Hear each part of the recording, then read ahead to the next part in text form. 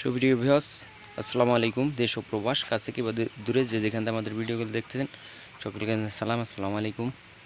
তো ভিউয়ার্স, এক জোড়া কবুতর দেখেন শখ করাচ্ছি, গোল্ডেন আর হচ্ছে চিন্নাই কবুতর। আর এক জোড়া বাচ্চা আছে, ভাইয়েরদের উদ্দেশ্যে চলে যাবে আজকে। আরও কবুতর যাবে আজকে। তো কবুতরগুলো দেখেন, আশা করি ভালো লাগবে। আর চ্যানেলে নতুন থাকলে অবশ্যই সাবস্ক্রাইব করে দিয়ে পাশে থাকবেন।